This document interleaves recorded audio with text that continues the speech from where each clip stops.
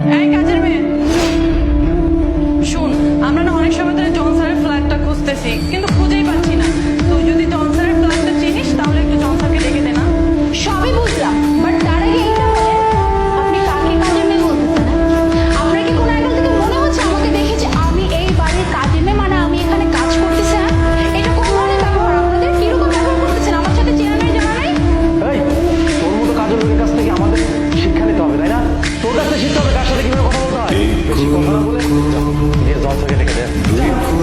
একটা জিনিস বুঝলাম না, সামান্য একটা কাজের মেয়ে কিসব ঘরে বসে বসে পড়েছে এবং ঝাড়ু দিচ্ছে, সে কিনা আমাদের কাছ থেকে আমাদের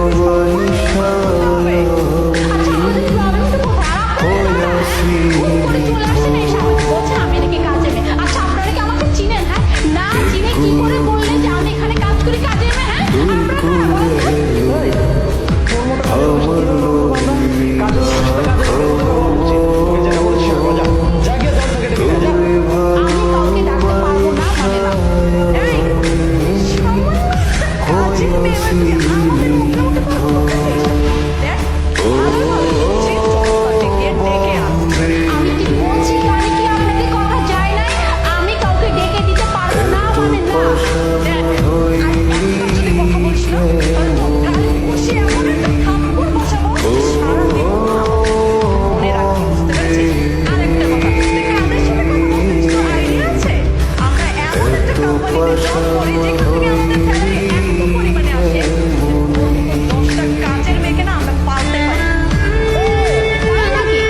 তো শুনি, আপনারা কোন কোম্পানিতে জব করেন যেখানে আপনারা এত এত স্যালারি পান? ও আচ্ছা, তুই তাহলে কোম্পানির নাম শুনবি?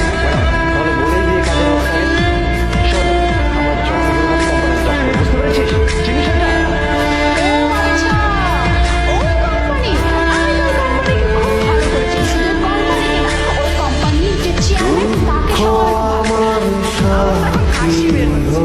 দেখ, সামান্য একটা কাজের মেয়ে, সেই কোম্পানির চেয়ারম্যানকে সব চিনে। বাহ, খুব ভালো একটা লেকচার দিলি। দেখ, বেশি হচ্ছে, তোর বাথরুম ভেঙে যাচ্ছে।